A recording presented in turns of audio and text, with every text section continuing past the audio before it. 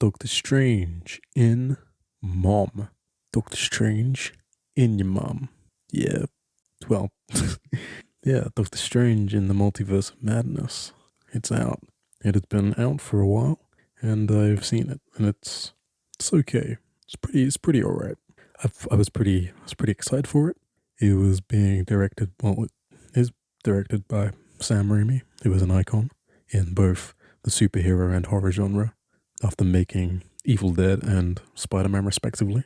So yeah, I had pretty high expectations for this film. Um, and did it deliver? Partly yes and partly no. So let's get into it. Let's get into the good. To start things off. Start things off, nice. Start things off with a big old smile.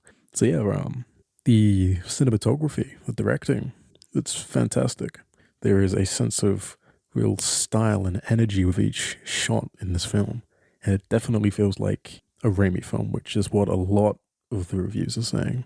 And I don't know why I'm saying it because it's such a common thing within the reviews, but just in case anyone else is wondering, yeah, it's very Raimi. It has a lot of energy that you could just recognize as Raimi, and that's brilliant. That is something that I have been waiting for in a Marvel film for a long time because for ages, a lot of these films have felt like they have been made by the same kind of like by the same people, by the same like one or two guys, even though that's not completely true. Of course, nearly every Marvel film has a different director behind it, but it feels as if it was made by the same it was made by the same guy. And this film, and maybe even Eternals and some of the TV shows, they feel like there's more of the director's kind of mark on it. It feels more of their own kind of project, which is great, which is fantastic. It brings a good level of variety, of aesthetic variety to the film. I kind of understand why previous Marvel films kind of feel the same in aesthetics because it's all about that continuity. It's all about that consistency. It's one long consistent story. So why not have one long consistent style? But the problem is the style they choose. It's not very appealing. It's very flat. It's very boring. The colors it's not much color. Well, at least with some films. I don't think that's across the board, but a lot of it's very flat. There are some films that kind of push it a little bit. They have a bit more personality. They have a bit more stuff to show. But yeah, this film is very great if you're just going in looking for a fun visual experience. There are a lot of ideas as well that I feel like are quite distinctively Raimi that also kind of improved the film for me, kind of made it stand out, like the whole ordeal with the zombie Strange and how towards the end of the film, Strange had to possess this alternate version of himself who died. That's pretty fun. That's great. I like how he has to control these demons as well, and they act as his cape. That's pretty fun. That's pretty memorable. I like the battle towards the end as well with the musical notes between Doctor Strange and one of his variants. That was really fun. The score during that as well was very, very entertaining. The score as well, it's pretty good by Danny Elfman, who did the first Spider-Man film, I think. Yes, and I don't think he did the second and the third. I'm not too sure. I'm pretty sure he did the first. But yeah, it's a great score. It's pretty good. Again, that musical fight was probably the highlight. But yeah, Raimi, it was good. It was good. It's one of the most visually compelling Marvel films out there, and the performances are pretty great across the board. There's some great performances. Benedict Cumberbatch did great. Elizabeth Olsen did really well. She was probably the Scarlet Witch in this film is probably at her best. In this, she's probably the most interesting on screen. She just has. There's always been something about her I felt in the previous films where she felt kind of boring and bland. They kind of fixed it with WandaVision, but in this, she has a bit more personality. She used to be quite flat. I feel she used to be quite just one note, but now she's a little bit more. She has a little bit more kind of I can't really find the word. There's a little more snarkiness to her. She's got a little grin. She's always got a little bit of a grin when she's kind of, talking to people. Because she's evil. Which kind of reminds me of Doc Ock and how he used to act in Spider-Man 2, when he was always just like kind of taking the piss a little bit, which was always kind of interesting, kind of fun to see. Benedict Wong did pretty well as well. He did pretty well. Yeah, he was good. Everyone was good. And the girl who played America Chavez, I do not know how to pronounce her name. I do apologize.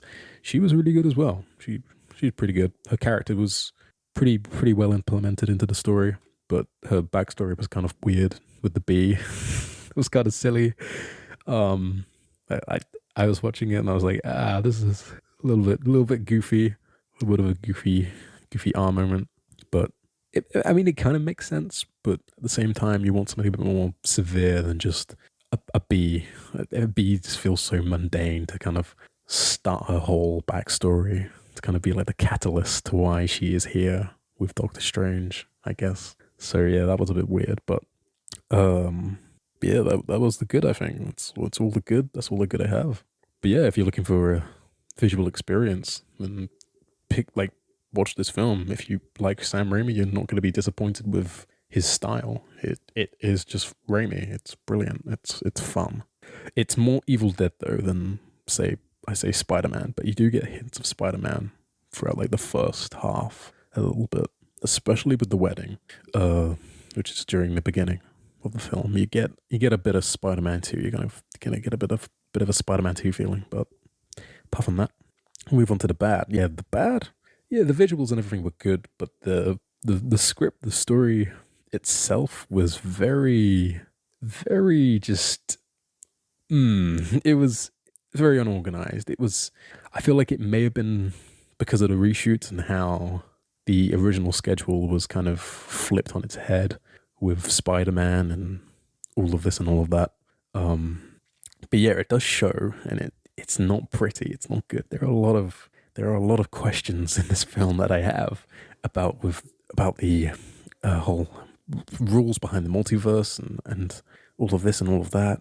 The script does a decent enough job to try and answer all of these things, but there are some that slip through, especially with the alternate Wanda in the film.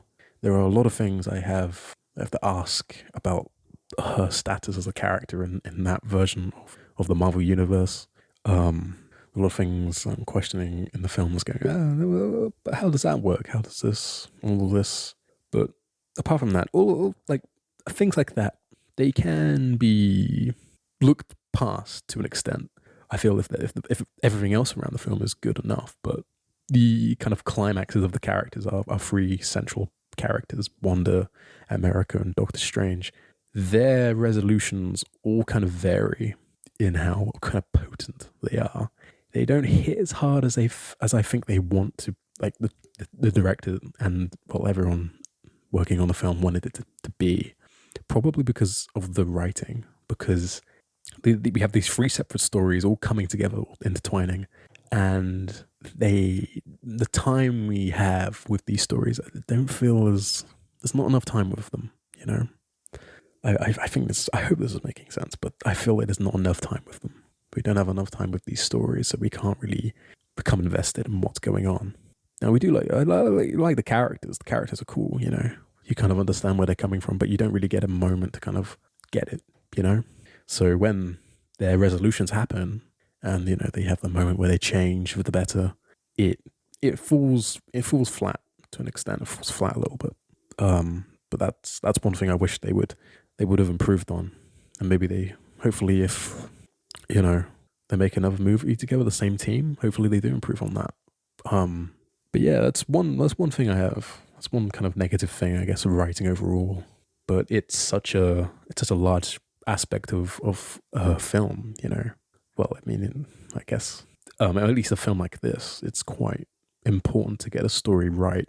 But unfortunately, it kind of failed in a couple areas, so it kind of left it feeling a little bit weak in some places. But yeah, there is another thing I would like to add to this section, and that is the after credit scene, not the end credit, not the ending scene, That's quite good.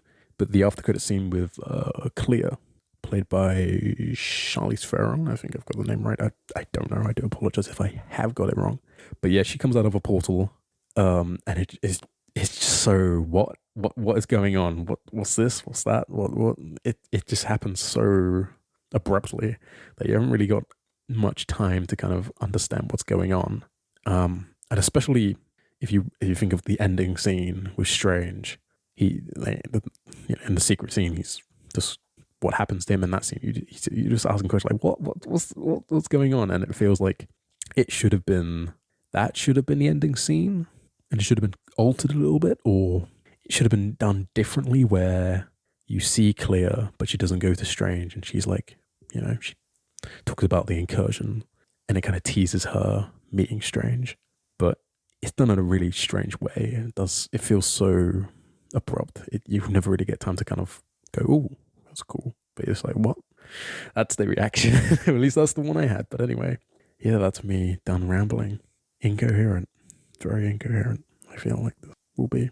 But anyway, yeah.